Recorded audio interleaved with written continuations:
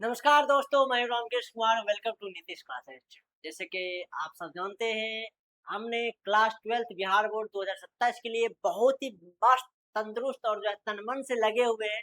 जब तक तोड़ेंगे नहीं, तब तक फोड़ेंगे नहीं, तब तक छोड़ेंगे नहीं। ये प्रक्रिया और ये सिलसिला अपनाए हुए हैं। अभी जस्ट मैंने जो है आपके सामने समक्ष जस्ट 10 मिनट पहले जो है आपका सब class 12th Bihar board Hindi बातचीत का जो है लेखक परिचय अपना सब समाप्त किया है।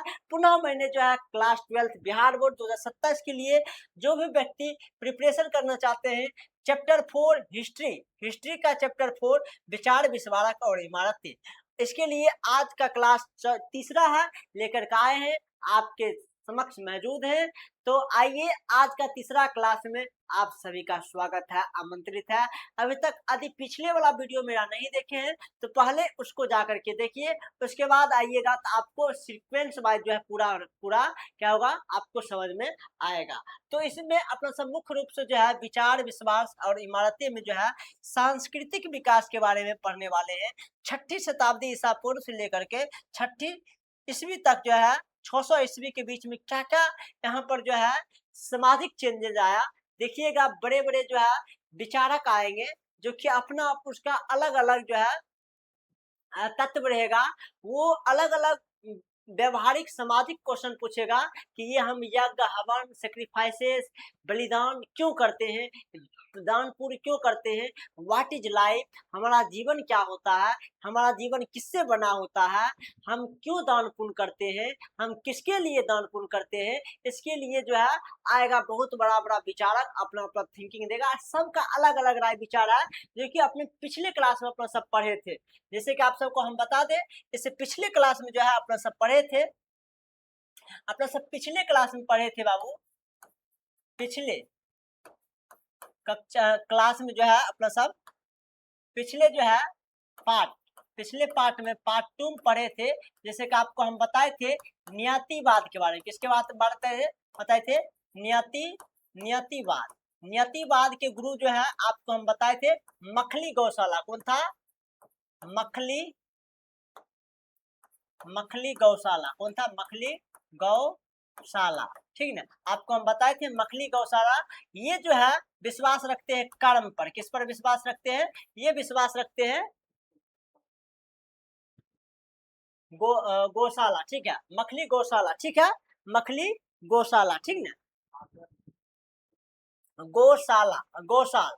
ठीक ना, मखली गौशाला, कोई दिक्कत नहीं। ये कर्म पर विश्वास रखते हैं। किस पर विश्वास रखते हैं? कर्म पर। ये बोलते हैं कि मनुष्य का जो है ना, मनुष्य का जो है, मनुष्य क्या चीज बाबू? मनुष्य, मनुष्य जो होते हैं इसका जो है पहले से ही जो है क्या होता है, इसका पहले से ही कर्म निर्धारित होता है। जन्म और मृत्यु जो है ये कर्म पर आधारित होता है। जब तक इसका पूरा कर्म पूरा नहीं होगा तब तक इसका जो है मृत्यु या फिर जो है मुक्ति इसको नहीं मिलेगा। ये कर्म पर विश्वास करते थे। किस पर विश्वास करते थे? कर्म पर। जैसे कि एक एग्जाम्पल भी बताए थे, जिस तरह देखिए एक पिलंडा हुआ, धागा से लिपटा हुआ पिलंडा है। इस धागा को यदि ऊंचाई से नीचे छोड़िएगा तो तब तक धागा निकलते रहेगा, छूटते रहेगा, नीचे जाते रहेगा, तब तक ये पिलंडा में पूरा धागा समाप्त न हो जाएगा। उसी तरह हमारा जीवन होता। हमारा जीवन में जो कर्म सुख दुख जो दिया गया है, कर्म में लिखा गया है, तब तक आपको सुख दुख वो पूरा नहीं होगा, तब तक मेरा जीवन पूरी तरीका से मुक्त नहीं होगा, मुक्ति नहीं मिल पाएगी। इट मीन ये पुनर्जन्म से जो है अपना सब छूट नहीं पाएगा। और ये कर्म में जो सुख दुख है, नहीं उसको कोई बढ़ा सकता है, नहीं उसको कोई घटा सकता है, नहीं उसको कोई खरीद सकता है, नहीं उसको कोई बेच सकता है। ये किस कौन सा ये कौन विश्वास रखते थे? नियतिवाद वाला। इसके गुरु कौन थे? मखली गौशाला। उसी तरह एक और थे आपको हम बता दें, एक और थे आपको हम पढ़ाए थे भौतिकवाद। क्या पढ़ाए थे? भौतिकवाद। भौतिकवाद के गुरु आपको हम बताए थे अजित कमलेश कर्ण। कौन थे? अजित केस अजित केस कमलन। क्या नाम था? अजित केस कमलीन। कौन थे? अजित केस कमलीन। क्या थे? अजित केस कमलीन। कौन थे? अजित केस कमलीन थे। ये क्या बताते थे? ये बोलते थे हमारा जो है मनुष्य का जो है, मनुष्य का जो है अंग है, मतलब कि ये जो मनुष्य का जो जीवन है वो 4 तत्वों से बना हुआ। कितने तत्वों से? 4 तत्वों से बना हुआ है। पहला कौन था? पहला मिट्टी। क्या था बाबू? मिट्टी। मिट्टी था। दूसरा कौन था? जल। क्या था? जल। तीसरा कौन था? अग्नि। क्या है? अग्नि, ठीक ना, अग्नि। और चौथा क्या है? वायु। क्या है? वायु। मतलब कि ये बोलते हैं कि हमारा शरीर 4 तत्वों से मिल करके बना हुआ है, और मृत्यु के बाद जो है मिट्टी वाला शरीर जो है वो पृथ्वी में समा जाता है। किस में समा जाता है? पृथ्वी में समा जाता है। और बोलता है जल वाला शरीर जो है जल में समा जाता है, और अग्नि वाला शरीर जो है वो आग में समा जाता है, और जो बोलते हैं वायु वाला जो है ये हमारे वायुमंडल में, मतलब कि हवा में समा जाती है। कहाँ पर समा जाती है? हवा में। और पांचवा बोलता है कि इसमें बचता है एक जो है हमारा नेत्र। क्या बनता है? हमारा इंद्रिया बनता है। कौन बनता है? इंद्रिया बचता है। इंद्रिया जो होता है ये अंतरिक्ष में समा जाता है। कहाँ पर?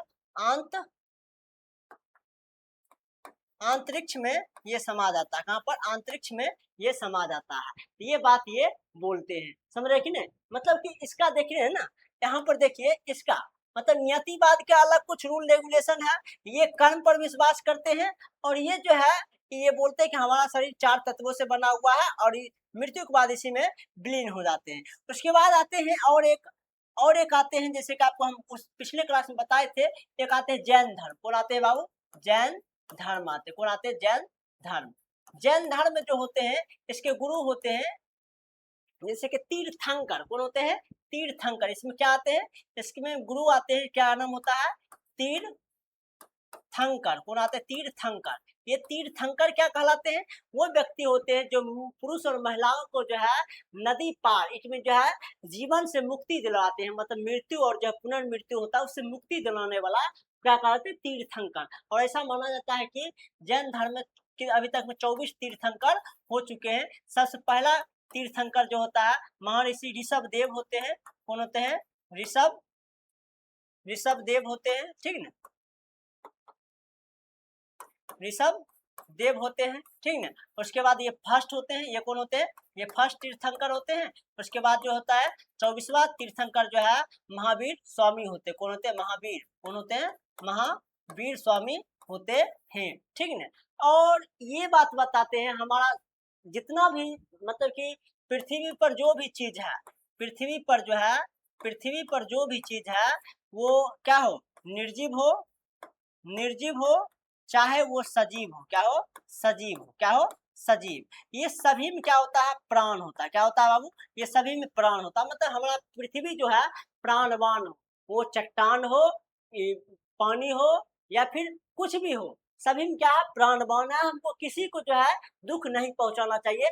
खास करके हमको जो है मनुष्य को, जानवर को, कीड़ा मकोड़ा को, पक्षी पेड़ पौधा को, खास करके ये सभी को हमको क्या, कभी भी हमको इस सभी को मतलब कि मृत्यु नहीं करना चाहिए। इसको जो है हमको संकट में नहीं डालना चाहिए। और ये सभी पृथ्वी पर प्राणवान की, मतलब सभी पूरा पृथ्वी पर जितना भी वस्तु है सभी को प्राणवान मानते हैं, मतलब सभी में जीवन मानते हैं। ये किसका तत्व होता है?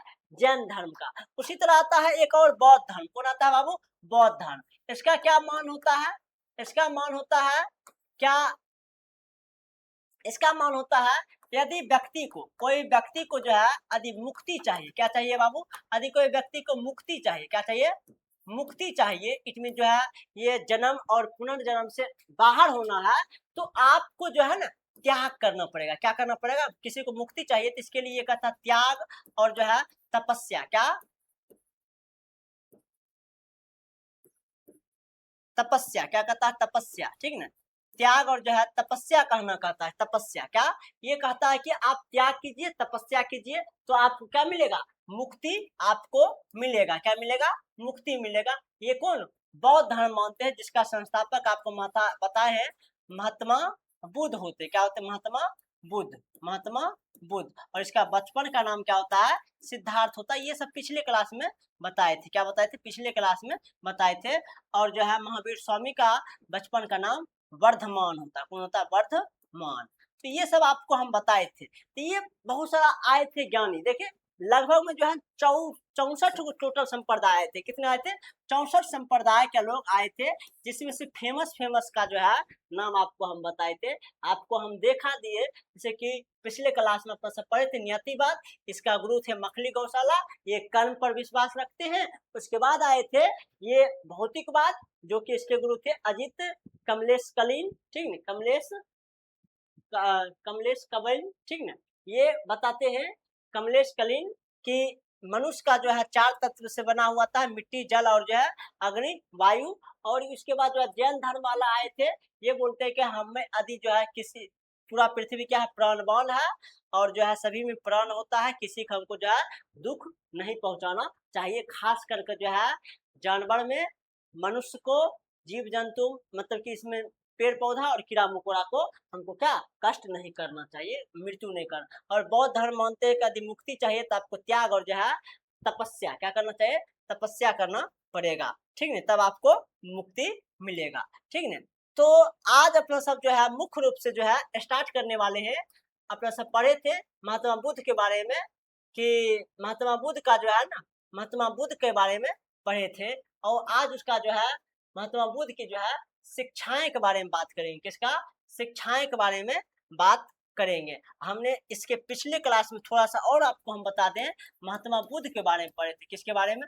महात्मा बुद्ध के बारे में। इसमें आपको हम बताए थे इसका जन्म जो हुआ है, इसका जन्म जो हुआ है 553 ईसा पूर्व में होता है। और इसका जो है जन्म कहाँ होता है? तो एक जगह होता है लुम्बिनी,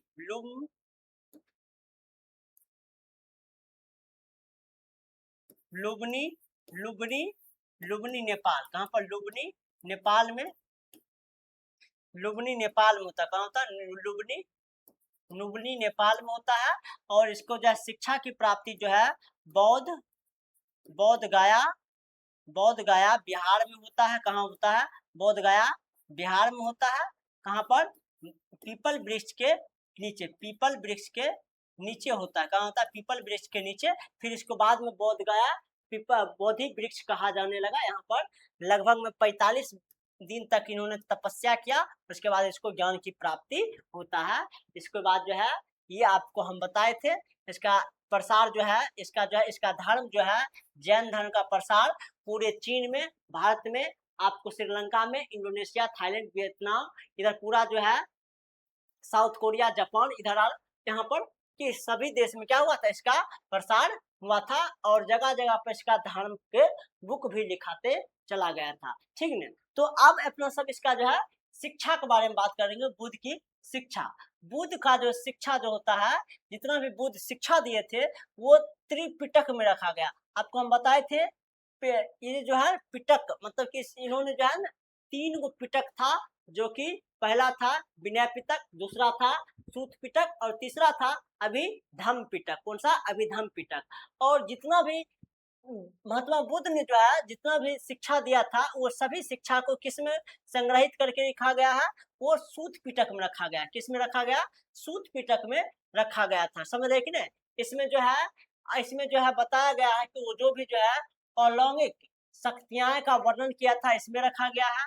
जो जितना भी जो है कथा, कथाएं इसमें जो है बहुत सारा कथाएं दिखाती है। ये अलौकिक शक्तियां के बारे में बताता है। ये जो है बुद्ध भगवान ने जो है जो भी लोगों को जो है विवेक और जो है तर्क के आधार पर समझाने का प्रयास किया, उसको लिखा गया है। इस पर एक उदाहरण भी दिया गया है कि एक मरे हुए बच्चे जब उसके माँ जो है महात्मा बुद्ध के पास आता है, तो महात्मा बुद्ध जो है बोलते हैं कि हम इस बच्चे को बचा सकते हैं। इसके लिए आपको एक कार्य करना पड़ेगा। कौन सा कार्य? कि आप घर घर जाकर के आप भिक्षा लीजिएगा, और वही व्यक्ति से भिक्षा लीजिएगा जिसके घर में किसी भी व्यक्ति का मृत्यु नहीं हुआ होगा। तो वो महिलाएं जाती है, पूरा घर में, मतलब टोला मोहल्ला जितना भी घर होता है सभी के पास जाती है, और सभी के घर से पूछता है कि हमको भिक्षा चाहिए। सब बोलता है हाँ ले लीजिए, ले लीजिए। और सभी से पूछता है ठीक है आपसे भिक्षा कभी लेंगे, बट आप पहले बताइए आपके घर में किसी का मृत्यु हुआ है? वो तो बोलता है कि हाँ हुआ है, हुआ है। मतलब पूरा संसार घूम कर आ गया, पूरा टोला मोहल्ला घूम के चला आया। फिर उसके बाद कहाँ पर आया? महात्मा बुद्ध के बाद आया, बोलता है कि कोई ऐसा घर नहीं मिला जहाँ पर हमको क्या मतलब कि किसी न किसी का मृत्यु किसी न घर में नहीं हुआ होगा, हमको कोई भिक्षा नहीं दिया। तो बोला कि आप तब इसको काहे बचा सकते हैं, इससे मृत्यु से कोई नहीं बच सकता है, किसी को सभी को एक ना एक दिन जाना था, वो पहले जाए या फिर बाद में जाए, ये शिक्षा यहाँ पर देते हैं। ठीक न, ये जो है इसको समझाते हैं, समझ गए कि नहीं। इस टाइप के जितना भी कहानी वहानी बताया गया था, ये सभी को कैसे में सूत पिटक में रखा गया था। ठीक न, और बिना पिटक में क्या था, बौद्ध भिक्षुनी और जो है भिक्षु जो भी था उसका नियम कानून के बारे में रखा गया था। ठीक न, कि किस टाइप का उसका नियम कानून होगा। यहाँ तक बात समझ में आ गया होगा, किसी कोई दिक्कत नहीं होना चाहिए। ठीक न, बौद्ध दर्शन के अनुसार विश्व कहता कि अनित्य है और लगातार बदलता रहता है, या आत्मा विहीन, आत्मा से, क्योंकि यहाँ कुछ भी अस्थाई या यहाँ कुछ भी अस्थाई नहीं होता है। मतलब कि वो बात उसी को बता रहे थे कि ये पूरा संसार जो है अनित्य है, लगातार बदलते रहता है। यहाँ पर जो है आत्मा विहीन जो होता है, ये यहाँ पर क्या है, ये सभी आत्मा विहीन है, क्योंकि यहाँ कुछ भी अस्थाई नहीं रहता है, हमेशा कुछ न कुछ बदलते रहता है। क्षण भंगुनी, क्षण भंगु दुनिया में दुख मनुष्य के जीवन का अंतर्निहित तत्व है। मतलब कि बोलता है, ये महात्मा बुद्ध बोलते हैं, जो ये दुनिया में जो है मनुष्य को दुख आता है, वो दुख कहीं दूसरे जगह से नहीं आता है, वे मनुष्य के अंतर्निहित रहता है, मतलब उसके अंदर रहता है। क्या रहता है, उसके अंदर ही रहता है। इसको इससे पार कैसे किया जाएगा, इससे पार तपस्या द्वारा किया जाएगा। घोर तपस्या कीजिएगा, ये दुख से क्या हो जाएगा, पार हो जाएगा। और जो है विषय शक्ति के बीच मध्यम मार्ग अपनाना मनुष्य दुनिया के दुखों से मुक्ति पा सकते हैं। कहते हैं कि दुनिया से मनुष्य दुख कैसे पार कर सकते हैं, तो घोर तपस्या करके, और जो है विषय शक्ति के बीच जो है मध्यम रास्ता निकाल करके। मध्यम रास्ता मतलब क्या, मतलब न ज्यादा डिजायर उजायर, ईगो उगो नहीं रखना चाहिए, सिंपल फॉर्मेलिटी से के साथ रहिएगा और तपस्या कीजिएगा, तो आपको क्या होगा, ये दुख से पार निकाल सकता है। तो दुख क्यों होता है, लोगों को दुख जो होता है अपना डिजायर के चक्कर में। किसके चक्कर में, डिजायर, मतलब किसी न किसी को इच्छा रहता है, उसके चक्कर में दुख होता है। और किसी न किसी को ईगो रहता है, ये दो के कारण क्या होता है, लोगों को दुख होता है। क्या होता है, दुख होता है। ये पूरा संसार में दुख किसके कारण होता है, डिजायर मतलब इच्छा के कारण, और ईगो इट में जो है कुछ न कुछ उसके पास ईगो होता है, उसके कारण क्या होता है, लोगों में दुख होता है। और ये दोनों को त्यागने के लिए कहता है, आप क्या करिएगा, तपस्या कीजिएगा। क्या कीजिएगा, तपस्या कीजिएगा। कहता है कि बौद्ध धर्म के प्रारंभिक जो है जब परंपराओं में भगवान का होना या ना होना अतः अप्रासंगिक था। और लास्ट में महात्मा बुद्ध भी मानते हैं कि संसार में कोई भी भगवान नहीं होता है, ये भगवान को नहीं मानता है, भगवान को क्या करते हैं, नहीं मानता है। कोई दिक्कत नहीं होना चाहिए, ये इसका शिक्षा था। तथा कि बुद्ध मानते थे कि समाज का निर्माण इंसान ने किया। ये मानते हैं महात्मा बुद्ध कि संसार का जो निर्माण हुआ है वो किसके द्वारा हुआ है, इंसानों द्वारा हुआ है, न कि ईश्वर द्वारा। ईश्वर इसका नहीं किए हैं। इसलिए जो उन्होंने जो है राजाओं और जो है गृहपतियों को, मतलब राजा कौन होते हैं, जो आप सम्राट चलाता है, और गृहपति मतलब कि आपको हम बताए थे गृहपति। क्या बताए थे, गृहपति। गृहपति क्या होते थे, जो घर का मालिक होता था वो होते थे गृहपति। उसी को गृहपति या फिर जो है राजाओं को क्या होना चाहिए, दयावान बनना चाहिए। क्या बनना चाहिए, दयावान होना चाहिए और आचारवान होना चाहिए। और ये जो है दूसरे को सलाह देना चाहिए कि सभी को क्या होना चाहिए, सभी को तपस्या करना चाहिए, उतना डिजायर उतना ईगो नहीं रखना चाहिए। ये सबको बता रहे हैं। और राजा को कहते हैं, राजा और गृहपति को कहते हैं कि सभी को दयावान होना चाहिए, आचारवान होना चाहिए। ठीक न, ऐसा माना जाता है कि व्यक्तिगत प्रयास से सामाजिक परिवेश को बदला जा सकता है। और महात्मा बुद्ध ये मानते थे कि व्यक्तिगत प्रयास कीजिएगा, अपना अपना प्रयास कीजिएगा, तो समाज को क्या कर सकता है, बदल सकता है। ठीक न, ये कहते हैं कि बुद्ध बोलते हैं कि ये जन्म और मृत्यु के चक्र जो चलता है, इससे किसी को मुक्ति चाहिए। आत्मज्ञान और जो है निर्वाण निर्वाण के लिए व्यक्ति केंद्रिक हस्तक्षेप और सम्यक कर्म की कल्पना की। मतलब कि यदि कोई कहता है कि मनुष्य को जो है ये जन्म और मृत्यु से चक्र से मुक्ति होना है, या फिर जो है आत्मज्ञान बनना है, मतलब कि ज्ञानी बाबा बनना है, नॉलेजेबल पर्सन बनना है। क्या बनना है? नॉलेजेबल पर्सन बनना है। या फिर जो है निर्वाण मतलब कि मृत्यु प्राप्त करना है। इसके लिए जो है व्यक्ति को जो है केंद्रित हस्तक्षेप, सम्यक कर्म मतलब कि अच्छा कर्म करना चाहिए। क्या करना चाहिए? अच्छा कर्म कैसे होगा? आप जो है दूसरे के प्रति कुछ बुराई नहीं सोचिए। जैसे कुकर राजा को ज्ञान दिए थे ना, राजा को दयावान होना चाहिए और जो है आचारवान होना चाहिए। यही किसी व्यक्ति को मुक्ति चाहिए तो उसको सम्यक ज्ञान कर्म करना चाहिए। सम्यक कर्म कैसे करेगा? वो दयावान होना चाहिए, वो आचारवान होना चाहिए। इसका कल्पना कीजिएगा तो वो मुक्ति से जन्म और मुक्ति से मतलब जन्म और जो है मृत्यु का जो चक्र चलता है उसे मुक्ति पा सकते हैं। ठीक ना? और जो है कहता है कि अहम, अहम मतलब क्या होता है? ईगो और इच्छा, इट मीन डिजायर खत्म कर देना चाहिए। ये सब नहीं रखना चाहिए। ये सब रखिएगा तो आप मृत्यु और जो है जन्म और मृत्यु के चक्र से बाहर कभी नहीं करना चाहिए। ठीक ना? और कहता है कि गृह त्याग करना चाहिए। क्या करना चाहिए? जन्म और मुक्ति के लिए क्या करना चाहिए? गृह त्याग करना चाहिए। सुख के चक्र दुख के चक्र का अंत हो सकता है। मतलब कि कहता है कि दुख का चक्र से भी अंत, मतलब जन्म और मृत्यु से खत्म। मोक्ष प्राप्त के लिए आपको ईगो नहीं करना चाहिए, डिजायर नहीं रखना चाहिए, गृह का त्याग करना चाहिए। ये सब करने के बाद जो है दुख से आप क्या मुक्ति पा सकते हैं, मतलब मोक्ष प्राप्त कर सकते हैं। बौद्ध परंपराओं के अनुसार अपने शिष्य के लिए उसका अंतिम निर्देश था, तुम सब अपने लिए तथा कि दुख ही ज्योति बनो, क्योंकि तुम खुद ही अपनी मुक्ति का रास्ता ढूंढ लेते हो। मतलब कि ये बता रहे हैं कि लास्ट में सभी शिष्य को ये महात्मा बुद्ध एक ही शिक्षा देते हैं कि अपना अपना जीवन के लिए अपना खुद ही जो है ज्योति बनो, किसी के सहारे मत रहो, अपना मुक्ति स्वयं करना चाहो। क्या करना चाहो? स्वयं करना चाहो। ये बात बताए हैं। ठीक ना? ये सभी बात जितना भी शिक्षा दिए हैं कौन? महात्मा बुद्ध। ये सभी को किस में रखा गया है? याद रखिएगा, सूत पिटक में रखा गया। किस में रखा गया? सूत पिटक में रखा गया है। ये देखिए व्यवहार में बुद्ध का धर्म, इसमें जो सूत पिटक से ही हमको पता चलता है कि एक अमीर व्यक्ति थे, अमीर गृहपति थे, जो कि जो है सलाह दे रहा है किसको? कि मतलब कि उसको जो है महात्मा बुद्ध बता रहे हैं कि यदि आप अमीर हैं और गृहपति हैं तो आप अपने नौकर को जो है ना, नौकर को क्या कीजिएगा? अपने नौकर का देखभाल कीजिएगा।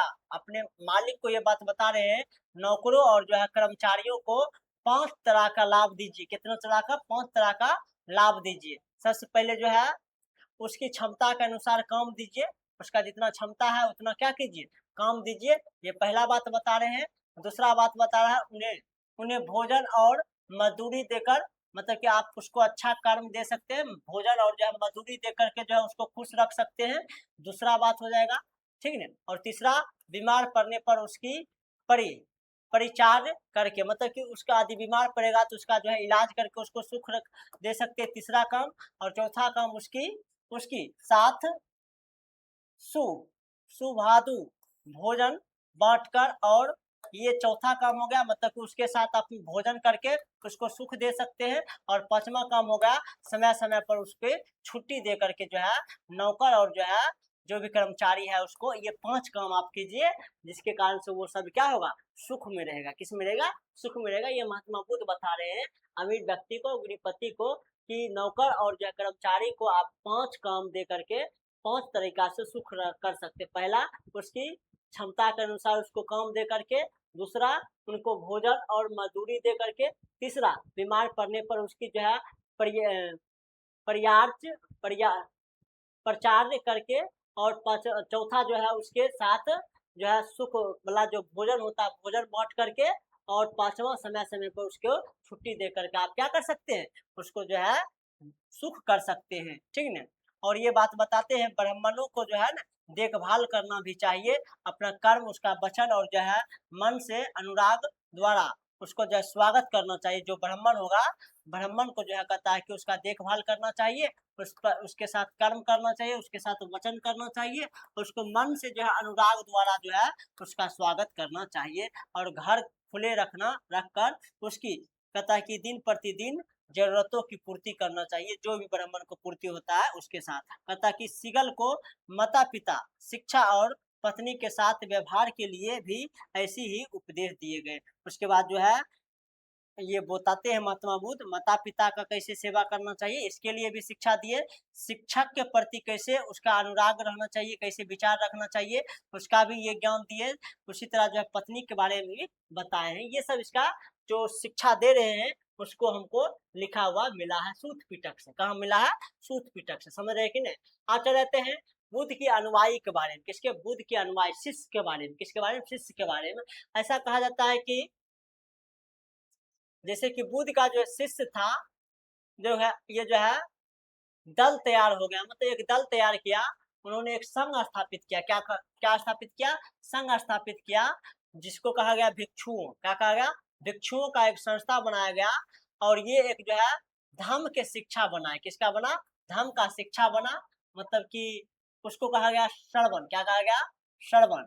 श्रवण वो व्यक्ति होते हैं जो मतलब कि जो महात्मा बुद्ध का जो है शिष्य बनते हैं और भिक्षुनी बनते हैं, उसको श्रवण कहा गया। क्या कहा गया? श्रवण। ऐसा सदा जीवन बिताते थे, मतलब कि वो जो है ना, वो जगह जगह लोगों जाता था, एक कटोरा लेकर के, थोड़ा सा कटोरा होता था, वही कटोरा दगा दगा घूर घूर कर जो है वो भिक्षा मांगता था। और वो जो है वो क्या करते थे, वो जो है बुद्ध का जो जो टीचिंग था उसको फैलाते थे। जो बुद्ध का टीचिंग फैलाते हैं वही उसका श्रवण कहलाते हैं। और वो साधारण एकदम सदा जीवन जीते थे। क्या जीते थे? सदा जीवन जीते थे। उसके पास जो है जीवन यापन के लिए आवश्यक आवश्यक चीजें के अलावा कुछ नहीं होता था। मतलब इसके श्रवण जो होता था, श्रवण के पास इसके मतलब जो भी जीवन में उसको आवश्यक चीज होता था वही रहता था, उसके पास उसके अलावा कुछ नहीं रहता था। जैसे कि उसके पास वस्त्र होना चाहिए, उसके पास भोजन खाने के लिए होना चाहिए, उसके पास रहने के लिए घर होना चाहिए। उसके बाद ज्यादा ये जो है उसके पास कुछ आवश्यक के चीज नहीं रहता था। जैसे कि दिन में एक बार कहता है कि उपासकों से भोजन दान पाने के लिए वे एक कटोरा रखते थे। मतलब कि वो दिन भर में जो है किसी उपासक के घर, मतलब किसी के घर पर खाना खाने के लिए जो है एक कटोरा रखता था। क्या रखता था? एक कटोरा रखता था। वही कटोरा से वो दान लेता था, और भीख मांग करके, मतलब कि ये जो है भिक्षु भिक्षु कहलाता था। मतलब वो दूसरे दूसरे जगह पर जाकर के कटोरा से दान लेता था, तो वो भिक्षु कहलाता था। भिक्षु कौन कहलाए? वही श्रमण व्यक्ति का कहलाए भिक्षु कहलाए। क्या कहलाए? भिक्षु कहलाए। और बताता है कि शुरुआती में जो है, शुरू शुरू में जो है सिर्फ पुरुष ही जो है इस संघ में रह सकता। मतलब ये जो भिक्षु भिक्षु का जो संघ बनाया गया है धाम, कोई धाम में कौन रह सकता है? इस धाम में जो है सिर्फ और सिर्फ कौन रह सकता है?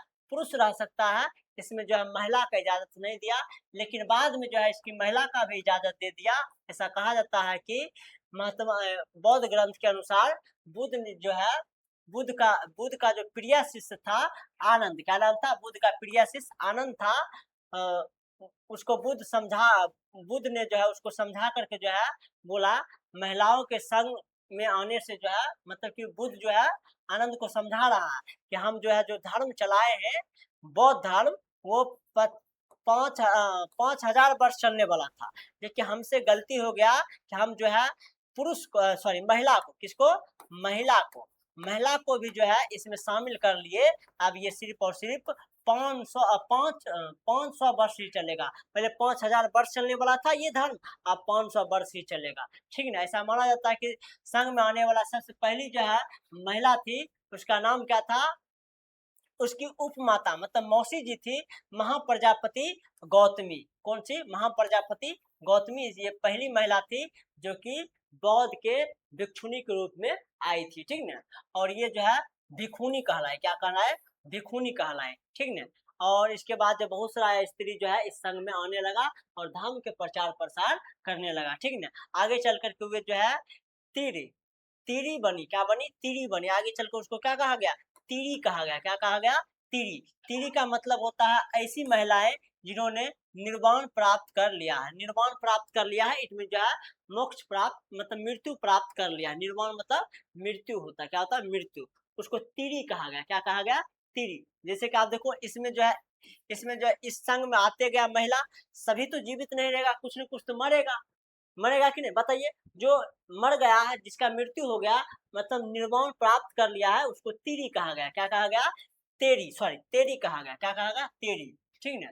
और बुद्ध के अनुयायी जो है कई सामाजिक वर्गों में से आते थे। मतलब बुद्ध का जो अनुयायी थे, कोई सिर्फ मतलब कि किसान का बेटा या फिर जो है साहूकार, सेठ साहूकार का ही बेटा ही नहीं आते थे। हर वर्ग से जो है इसके जो है गुरु मतलब कि शिष्य आते थे।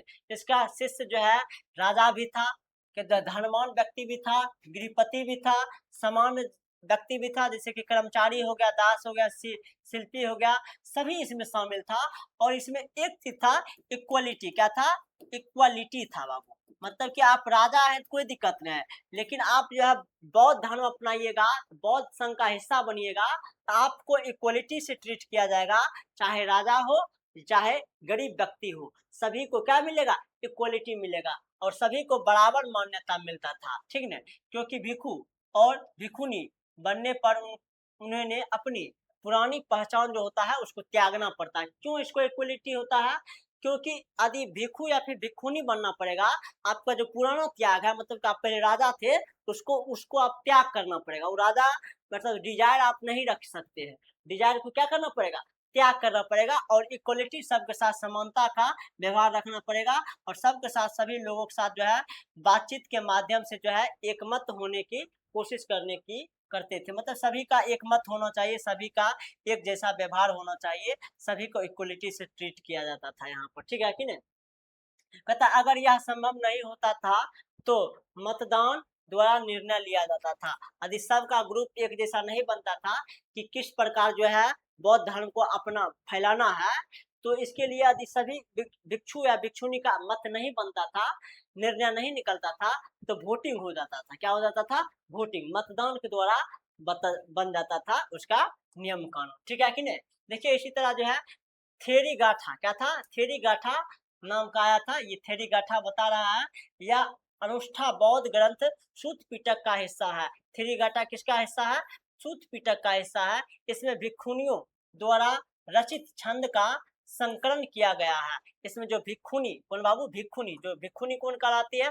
जो महिला बनती है वो भिक्षुनी। वो जो भी लिखा है, छंद कुछ लिखा है, उसका हमको यहाँ पर मिलता है फरमान। किसमें? थेरी गाथा में। कहता है इससे महिलाओं के सामाजिक और आध्यात्मिक अनुभवों के बारे में अंतर्दृष्टि मिलती है। कहता है कि पुन्ना नाम की एक दासी अपने मालिक के घर से जाता है, घर के लिए प्रतिदिन सुबह नदी का पानी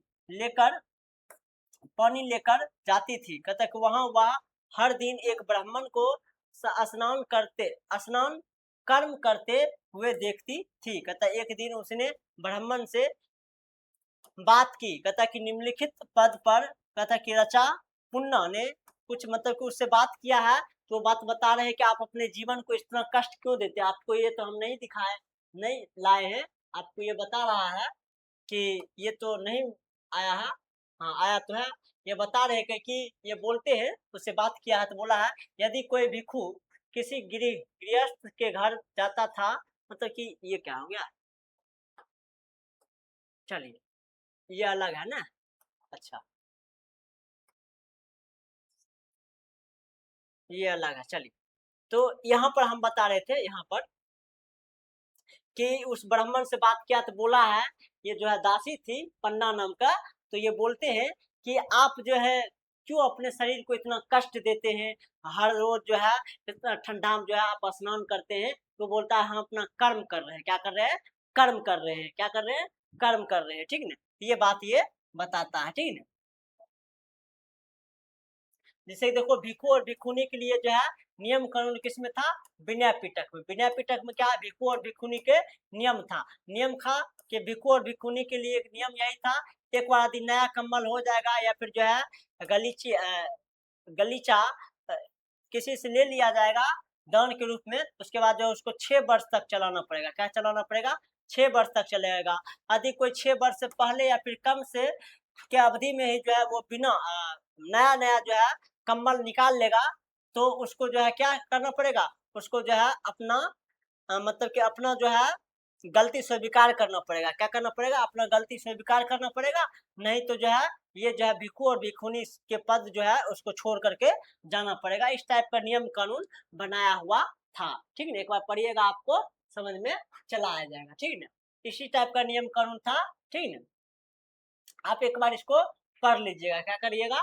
इसको एक बार पढ़ लीजिएगा। इस पे नियम कानून बनाया हुआ था। ठीक है? उसके बाद आपको समझ में आ जाएगा, कोई दिक्कत नहीं है। ठीक है ना? इतने आप उसके बाद थोड़ा स्तूप पर चले आते हैं। कहाँ चले आते हैं? स्तूप पर। चलिए, कहाँ चले आते हैं? स्तूप पर।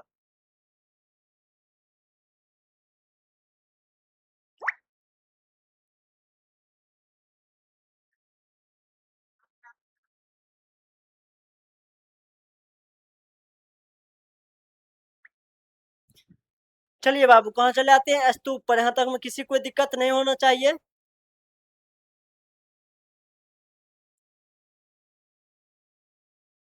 चलिए, दिलीप चौरसिया आए हैं हमारे पास। गुड इवनिंग सर जी। अच्छा चलिए, गुड इवनिंग भैया आपको भी। दिलीप चौरसिया, बड़ा नाम है। ठीक ना? चलिए, तो स्तूप के बाद थोड़ा बात कर लेते हैं। स्तूप का जो है ना, स्तूप का जुड़ाव किससे होता है? बौद्ध धर्म से होता है। स्तूप का जुड़ाव किससे होता है? बौद्ध धर्म से स्तूप का जुड़ाव होता है। ऐसा माना जाता है कि बौद्ध धर्म का उदय होने से पहले ही जो है ब्राह्मण और जो है जैन धर्म के कई संप्रदाय जो है, इससे पहले ही जो है स्तूप बनवाया जाता था। स्तूप क्या होता था? बहुत पहले ही बनवाया जाता था। समझे कि नहीं? वही बात लिखा है, हमने देखा कि बौद्ध आदर्श और व्यवहार ब्राह्मण जैन तथा कई अन्य परंपराओं के साथ संवाद और तर्क वितर्क की प्रक्रिया से उभरे तथा इसमें से कोई कई परंपराओं के विचार और आचार ग्रंथों में नहीं लिखे गए तथा इस तरह के मजे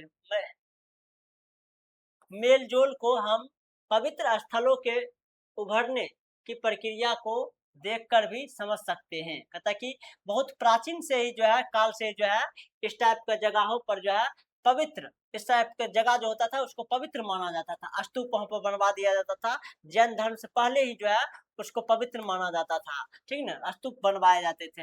अक्सर ये जो है खास जो है वनस्पति जहाँ पर उगता है ना, खास वनस्पति, वहां पर ये स्तूप बनवाया जाता था। या फिर जो है अनुष्ठित चट्टान जो होता था, अनुष्ठित चट्टान मतलब कि थोड़ा अजीब टाइप का चट्टान है, तो वहां पर भी इस टाइप का स्तूप बनवाया जाता था। कब? मतलब कि जैन धर्म बौद्ध धर्म से पहले भी। उसके बाद धीरे-धीरे जो है ये जो है क्या होने लगा? बौद्ध धर्म का उदय हुआ। ये बौद्ध धर्म में आकर के मिल गया क्या चीज? स्तूप। स्तूप किसका स्थल हो गया? ये स्तूप हो गया, मतलब कि बौद्ध धर्म से आकर के मिल गया। ठीक है? और वह जो पवित्र स्थल बन गया, बनने जाते थे। ऐसी कुछ स्थल पर कहता कि छोटी सी वेदी भी बनी बनी रहती थी। कहता कि जिन्हें कभी कभी चैत्य कहा जाता था। यहाँ पर देखिएगा इस टाइप का जो है वेदी पढ़ा रहेगा, जैसे कि ये समतल भूमि है, इस टाइप का उठा हुआ एक उभरा रहेगा, इसी को अपना सब वेदी कहते हैं। क्या कहते हैं? वेदी। और इसको आगे चलकर कभी कभी जो है चैत्य भी कहा जाता था, चैत्य। और इसको जो है क्या माना जाता है? इसको पवित्र स्थल माना जाता था। क्या माना जाता था? पवित्र स्थल माना जाता था। ये आगे चल करके ये जो है स्तूप जो बनवाए गए थे, ये किससे मिल गए हैं? ये बौद्ध साहित्य से जुड़ गया है। कई चैत्य की चर्चा है बौद्ध साहित्य में, जो है बहुत सारा चैत्य की चर्चा है। ठीक है? कहता है कि इसमें इसमें बुद्ध के जीवन से कहता है कि जुड़ी जगह का भी वर्णन है। मतलब कि कहाँ पर मतलब कि स्तूप बनवाया जाता था? स्तूप उस जगह पर बनवाया जाता था जहां पर बुद्ध का कुछ ना कुछ संबंध है। बुद्ध का जो है कुछ ना कुछ क्या हो? संबंध हो। ठीक है ना? बुद्ध का जहाँ पर कुछ ना कुछ जो है संबंध रहेगा, वहीं पर क्या बनवाया जाता था? स्तूप बनवाया जाता था। जैसे कि बता रहा है कि उसका जन्म हुआ है लुबनी में। कहाँ पर? लुबनी में। और वहां और जहाँ पर वो जो है ज्ञान की प्राप्ति किया है वो है बोध गया। ठीक है ना? और सबसे पहला जो है उपदेश दिया है वो का है सारनाथ है। ये सभी जगह पर स्तूप बनवाए गए थे। ठीक है ना? जहाँ जहाँ स्तूप का जुड़ा, जहाँ जहाँ बुद्ध का जुड़ाव था, वहां पर स्तूप बनवाए गए थे। जैसे कि उसका जन्म जो है लुबनी में हुआ, तो लुबनी में स्तूप बनवाया गया था। उसको ज्ञान की प्राप्ति कहाँ हुआ? तो बौद्ध गया में हुआ, तो वहां पर स्तूप बनवाया गया था। और वो प्रथम उपदेश, सबसे पहला उपदेश सारनाथ में दिया, तो सारनाथ में स्तूप बनवाया गया था। उन्होंने जो है निब्बाण, निब्बाण मतलब क्या है, अपना जो है मृत्यु प्राप्ति कहाँ पर किया, कुशीनगर में। तो कुशीनगर में स्तूप बनवाए गए थे, और ये सभी जगह जो है पवित्र स्थल बन गए। क्या बन गए? पवित्र स्थल बन गए, ठीक ना। ये क्या बन गया? पवित्र स्थल बन गया। और पहले माना जाता है कि सबसे पहले जो है स्तूप बनवाने का जो काम किया है वो अशोक किया है। कहाँ, कौन है? अशोक किया है। और अशोक जो है, खुद ही अशोक स्वयं जो है लुबनी जा करके अपनी जो है यात्रा भी किया है। और वो सभी अपने यात्रा वृतांत में, मतलब कि जो अशोक जो पुस्तक लिखवाया था, जो अभिलेख लिखवाया था, उसमें लुबनी का जिक्र भी किया है, ठीक ना। और यहाँ पर ये सबसे पहले स्तूप बनवाने का काम किया है। आपसे पूछा जाएगा सबसे पहले राजा कौन स्तूप बनवाने का कार्य किया, तो वो अशोक किया। क्या क्या? अशोक। और अशोक खुद ही जो है लुबनी जाकर के यात्रा भी किया, लुबनी का, जहाँ पर महात्मा बुद्ध का जन्म हुआ था, ठीक ना। देखिए ये सभी जगह पर स्तूप बनवाए गए थे। ये सभी जगह क्या है? ये सभी जगह जो है आपको मिलेगा क्या चीज, मतलब कि उसका, मतलब कि बौद्ध का कुछ न कुछ अवशेष, मतलब कि बुद्ध का जितना भी अवशेष कुछ न कुछ था, जो भी उसका अवशेष था, पवित्र वस्तु बचा हुआ था मतलब महात्मा बुद्ध का, तो वो सभी जगह लेकर के, जैसे कि लुबनी लेकर के आया, लुबनी में बनवा दिया, यहाँ सांची में बनवा दिया। इस सभी जगह उन्होंने जो है क्या बनवाया? स्तूप बनवाए। लेकिन सभी स्तूप नष्ट हो गए। एक हमको बचा हुआ सांची का स्तूप, ठीक ना। सांची का स्तूप बचा हुआ है, ठीक ना। सभी क्या हो गए? नष्ट हो गए। क्या हो गए? नष्ट हो गए। अब देखिए, कहा जाता है कि सांची का स्तूप बनवाए क्यों जाते थे, इसका क्या कार्य होता है, क्यों बनवाया जाता है? ऐसा कोई अन्य जगह थी जिन्होंने पवित्र माना जाता था, कहते इन जगहों पर बुद्ध से जुड़ी कुछ अवशेष रहते थे। जहां पर भी स्तूप बनवाया जाता था, वहां पर बुद्ध से जुड़ा कुछ न कुछ अवशेष होता था। क्या होता था? अवशेष होता था। जैसे उसकी अस्थियाएं, मतलब हड्डी होना, हड्डी जहां पर भी उसका हड्डी जो होता था, हड्डी को यहाँ पर रख करके इसके ऊपर जो है स्तूप बनवा दिया जाता था। क्या बनवा दिया जाता था? स्तूप बनवा दिया जाता था। या उसके द्वारा प्रस्तुत सामान गढ़ दिए जाते, मतलब या फिर उसका सामान ही, मतलब कुछ भी, जैसे कि महात्मा बुद्ध का वस्त्र हो गया, वही उसको अंदर गढ़ करके वहां पर स्तूप बनवाया जाता था। मतलब कुछ न कुछ महात्मा बुद्ध का अवशेष वहां पर होना चाहिए। उस पर जो है एक टीला बनवा दिया जाता था, इस टाइप का, इस पर टीला बनवाया जाता था। स्तूप बनाने की परंपरा बुद्ध से पहले पहले की रही थी, मतलब कि स्तूप बनवाने का जो परंपरा है वो बुद्ध से पहले ही था, हमको बता दिए थे।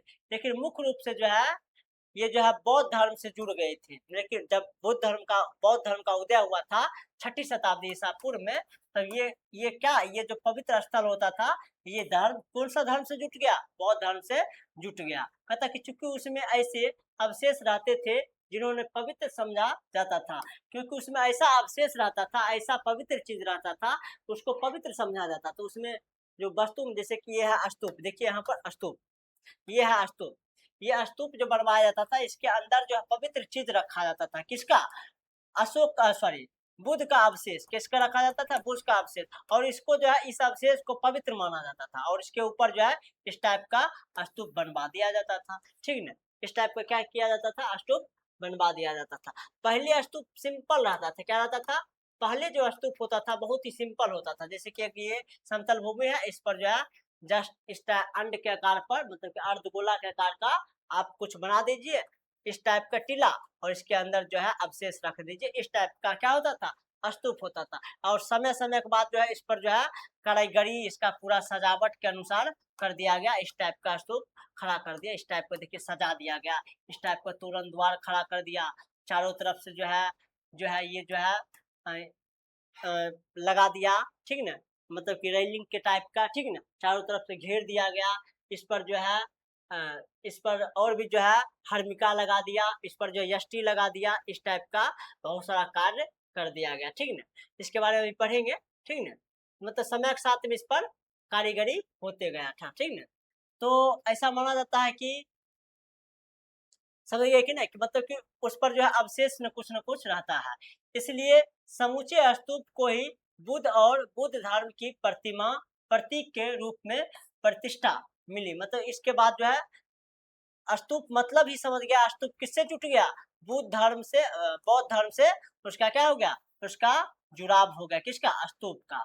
और एक पुस्तक है अशोका अशोकावादन नाम का एक पुस्तक है, जो कि अशोक द्वारा रचवाया गया था, ठीक है। इसमें बौद्ध ग्रंथ के अनुसार बताया जा रहा है, बौद्ध ग्रंथ के अनुसार बताया जा रहा है कि सबसे पहला जो है अशोक ने जो है क्या हुआ था, बुद्ध के अवशेषों के हिस्से हर क्षेत्र में फैला दिया, हर जगह फैला दिया, हर शहर में बंटवा दिया, और वहां पर स्तूप बनवाने का कार्य सौंप दिया, आदेश दे दिया हर जगह जा करके, ठीक ना।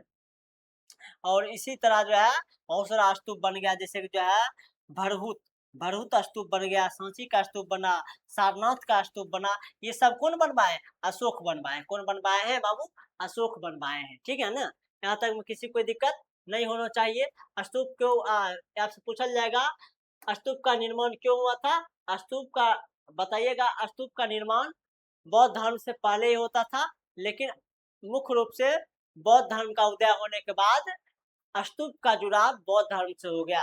स्तूप के अंदर कुछ ना कुछ बौद्ध धर्म से रिलेटेड क्या होना चाहिए, उसमें अवशेष होता है। क्या होता है, अवशेष होता है। इसी को अपन सब स्तूप कहते हैं। क्या कहते हैं, स्तूप, ठीक है ना। अब देखिए स्तूप बनाए कैसे जाते थे, इसके बारे में बता दें। देखिए स्तूप जो बनाने के लिए जो है ना, स्तूप की जो है उसका उसमें होता है एक वेदिका। क्या होता है, वेदिका होता है, और जो है एक स्तंभ पर मिले अभिलेखों से इन इन्हें बनवाने और सजाने के लिए दिए गए दान का भी पता चलता है। जो स्तूप होता है, स्तूप का हमको उसमें वेदिका होता है। क्या होता है, वेदिका। देखिए आपको हम बता दें वेदिका किसको कहते हैं। देखिए ये हो गया इसका वेदिका। क्या हो गया, ये हो गया वेदिका। इस टाइप का रेलिंग किया गया है ना, इस टाइप का रेलिंग किया गया है, ये हो गया इसका वेदिका। और इस टाइप का जो गेट लगाया गया है, इसको कहते हैं तोरण। क्या कहते हैं, इसको तोरण कहते हैं। और इसके अंदर ये जो है वेदिका के अंदर एक और रेलिंग किया गया है, दोनों इस पूरा टाइप के, इस टाइप का, उसको कहा गया मंड। क्या कहा गया, मंड। और इस टाइप का जो ये अर्धगोला के आकार का है, इसको कहा गया अंड। क्या कहा गया, अंड। अंड के ऊपर में होता था इस टाइप का जो है, ये होता था हर्मिका। क्या होता था, हर्मिका। हर्मिका के ऊपर में इस टाइप का एक एक डंटा होता था, उसको कहते हैं यष्टि। क्या कहते हैं, यष्टि। यष्टि के ऊपर इस टाइप का एक छतरी होता था, उसको कहते हैं इसको छतरी कहते हैं। इस टाइप का जो था ना, उसको छतरी कहते। क्या कहते हैं, छतरी।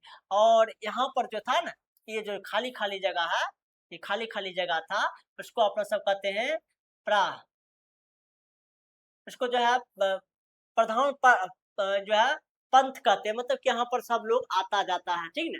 यहाँ पर सब लोग इधर से उधर जो है जाते रहता है। इस टाइप का चलने वाला जो है, जो प्रदर्शन पथ, क्या होता है, प्रदर्शन पथ बनवाया गया था। प्रदर्शन पथ, इस टाइप का ये प्रदर्शन पथ होता था, ठीक ना। ये हो गया क्या, ये हो गया पूरा स्तूप का संरचना। क्या हो गया बाबू, स्तूप का संरचना हो गया। आपको पता चल गया होगा, ठीक है। नहीं तो आप बोलिएगा तो हम एक बार बना भी देंगे, ठीक ना। इस टाइप का एक होता था इसका, और इस टाइप का यहाँ पर जो है इसका तोरण द्वार होता था, ठीक ना। इसके अंदर एक रेलिंग होता था, ठीक ना। और इसके ऊपर जो है एक इस टाइप का गोल का टाइप का होता था, और इसके ऊपर बनाया जाता था हर्मिका। और हर्मिका के ऊपर में एक डंटा टाइप का होता था, जिसको अपना सब यष्टि कहते हैं। यष्टि के ऊपर इस टाइप का छतरी होता था। क्या होता था, छतरी, ठीक ना। और यही बात यहाँ पर लिख देंगे आप, ठीक ना। ये जो है वेदिका हो गया। क्या हो गया, ये हो गया बाबू वेदिका। ये जो है रेलिंग पहला है, ये हो गया वेदिका, ठीक है ना। ये वेदिका हो गया। ये जो है तोरण द्वार, तोरण, ये द्वार हो गया, ठीक ना। ये जो कहलाया, ये गोला सरा, ये कहलाएगा अंड। क्या कहलाएगा, ये अंड कहलाएगा। क्या कहलाएगा, ये अंड, ठीक ना। ये अंड कहलाएगा। और जो है ये जो है अंड कहलाएगा। ये जो है मा, माधी कहलाएगा। ये क्या कहलाएगा, ये जो बीच वाला रास्ता जो है माधी कहलाएगा। क्या कहलाएगा, माधी, माधी कहलाएगा, ठीक ना। और इसके यहाँ पर भी एक रास्ता होता था, जिसको कहते हैं प्रदर्शन पथ। क्या कहते हैं, प्रदर्शन, प्रदर्शन, ठीक ना। इसको क्या कहते हैं, प्रदर्शन पथ कहते हैं, ठीक ना।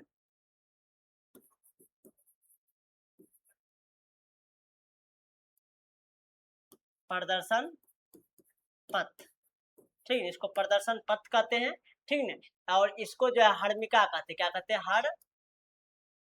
हर्मिका, हर्मिका, ठीक ना। और इसके ऊपर जो डंटा है, इसको कहते हैं यष्टि। क्या कहते हैं? यष्टि।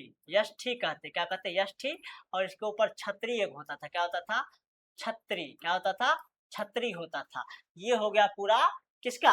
ये हो गया आपका मतलब स्तूप का क्या चीज? स्तूप का संरचना। क्या हो गया? स्तूप का संरचना। आप यहाँ पर भी स्तूप का संरचना दे सकते हैं। ये तोरण द्वार दिखाई दे रहा, ये आपका जो है पूरा सनक जो है आपको वेदिका दिखाई दे रहा है। उसके बाद इसके अंदर एक और भी है इस टाइप का, ये मंद हो गया। और मंद के और भी यहाँ पर जो है ये आपको अंड दिखाई दे रहा है। अंड के ऊपर जो है ये जो है आपको हर्मिका, हर्मिका के ऊपर देखिए ये छतरी टाइप का है ना, और इस पे एक डंडा रहता था, यष्टि होता था, ये छतरी कहलाता था। ये आपका स्तूप हो गया। क्या हो गया? स्तूप। स्तूप का आई होप संरचना आपको समझ में आ रहा है, ठीक है ना। तो वही बात यहाँ पर जो है लिखा गया, स्तूप कैसे बनवाया जाता था। उस पर एक वेदिका होता था स्तंभ में, और उस पर जो है उस या फिर अभिलेख से हमको ये पता चला है कि कौन कौन उसके लिए दान दिया है। दान देने वाला का नाम हमको पता चला, जैसे कि सातवाहन वंश के राजा के बारे में पता चला है। कुछ दान शिल्पकारियों द्वारा भी दिया गया था, उसके बारे में भी पता चला। कुछ दान व्यापारियों की श्रेणी द्वारा दिया गया, उसके बारे में पता गया है। जैसे कि सांची के स्तूप का जो है तोरण द्वार का हिस्सा हाथी दांत का हाथी दांत में काम करने वाले जो है शिल्पकारी द्वारा बनवा दिया गया, दान से बनवाया गया था, उसका नाम हमको मिलता है। या फिर जो है बहुत सारा जो है सैकड़ों महिला या पुरुष जो है दान दिया जाता है, उसके द्वारा भी क्या हुआ? सांची का स्तूप बना है, ठीक ना। और कभी कभी जो है गांव या शहर का जो है नाम भी जिक्र होता है, जैसे कि हम कमरुद्दीनपुर का है, कमरुद्दीनपुर का व्यक्ति हम है, तो हम स्तूप बनवाने में कुछ रुपया दे दिए, तो हम अपना गांव का नाम लिखवा दिए या फिर शहर का नाम लिखवा दिए, उसका भी यहाँ पर क्या होता है? जिक्र हमको मिलता है। या फिर जो है भिक्षु या फिर भिक्षु या फिर जो है भिक्षुनियों द्वारा जो है दान जो मांग मांग कर लाता था, उस दान पेटी से भी जो है स्तूप का निर्माण किया जाता था, ठीक है कि नहीं। ये स्तूप का निर्माण किया जाता था। जैसे कि एक जो है जैसे स्तूप क्यों बनवाए जाते थे, इसके लिए जो हमको जो है महापरिनिर्वाण महापरिनिर्वाण सूत पिटक से पता चलता है। ये बताते हैं सूत पिटक से का हिस्सा है।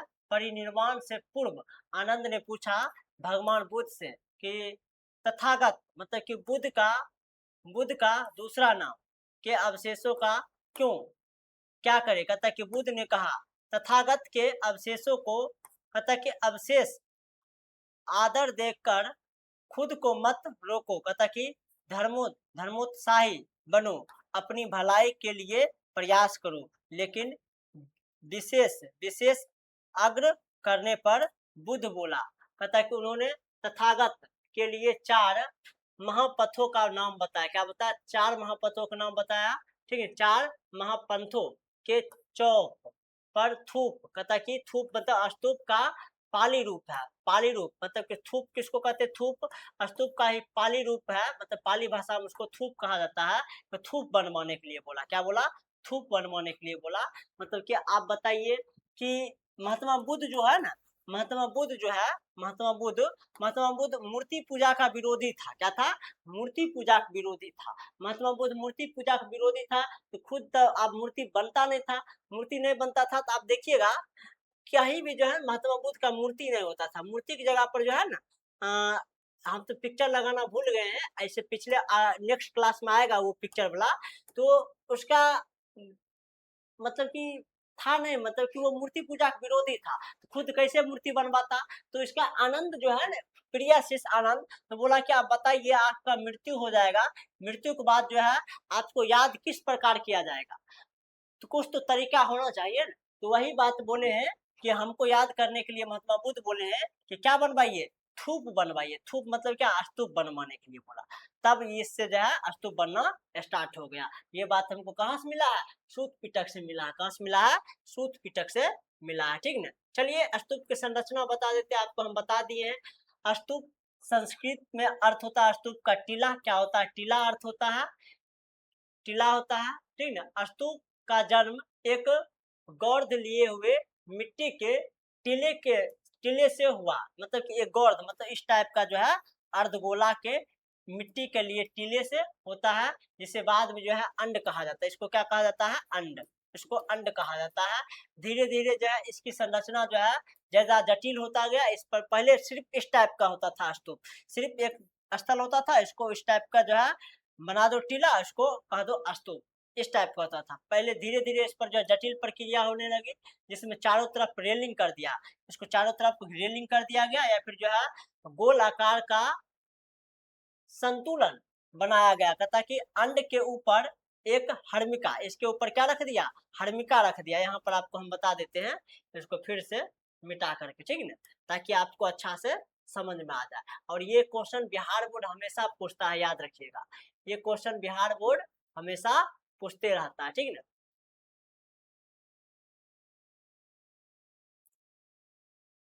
चलिए, तो स्तूप के बारे में अपना सब समझ लेते हैं, ठीक है ना। चलिए देखिए, तो ये क्या बोलता है, ये बोलता है कि स्तूप का निर्माण में जो होता है, पहले सिर्फ और सिर्फ क्या था, सिर्फ और सिर्फ जो है एक टीला होता था, जिसको बाद में अंड कहा गया। इस टाइप का होता था, पहले क्या होता था, इस टाइप का होता था।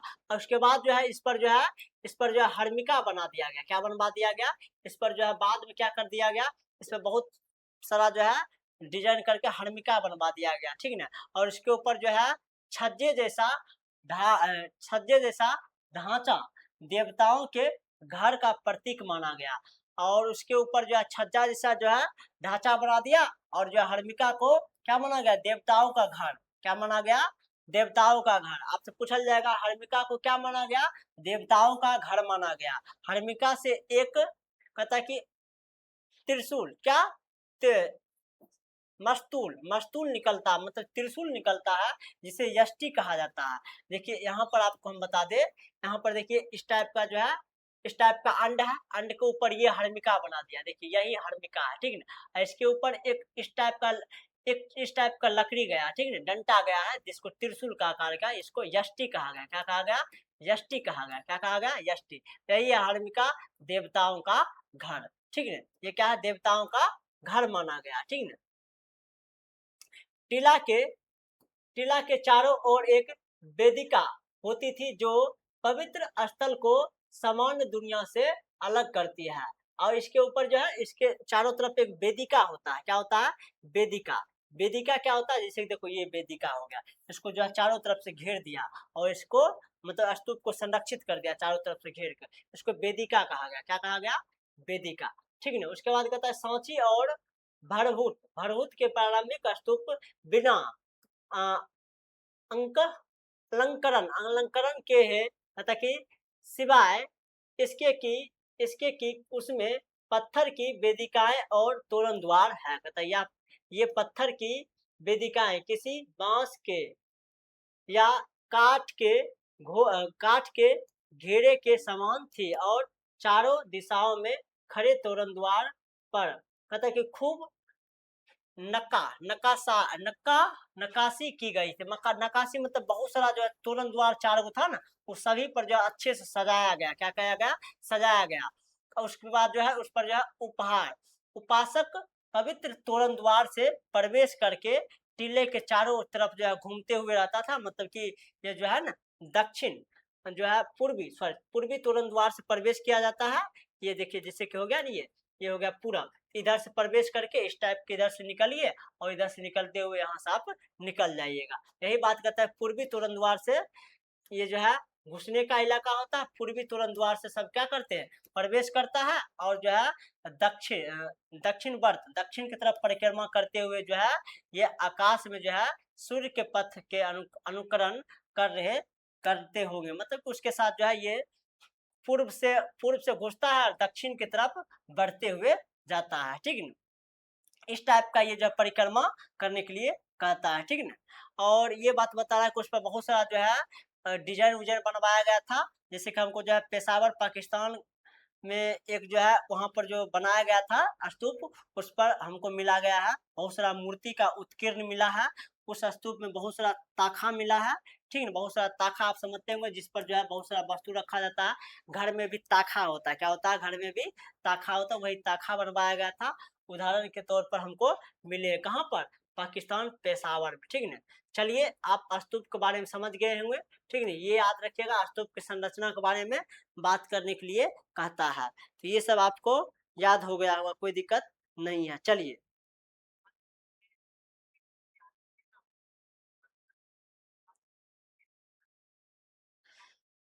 यहाँ तक में किसी को दिक्कत नहीं होना चाहिए। बताइए आज का क्लास तब कैसा लगा? अब खत्म हो गया है, ठीक ना। स्तूप आप सभी को समझ में आया कि नहीं? लाइट भी थोड़ा चली गई है, ठीक ना, गर्मी भी लग रहा है, ठीक ना। थोड़ा आज कमेंट पर ध्यान कम दिए हैं ताकि टॉपिक खींचना था, ठीक ना। चलिए आपको समझ में आ गया होगा, एक बार बुक अपने से रीडिंग कर दीजिएगा, उसके बाद सभी बात आपको समझ में आ जाएगा, कोई दिक्कत नहीं है, ठीक ना। तो मिलते हैं नेक्स्ट वीडियो में, तब तक के लिए अपना ख्याल रखिएगा। Take care of, bye bye.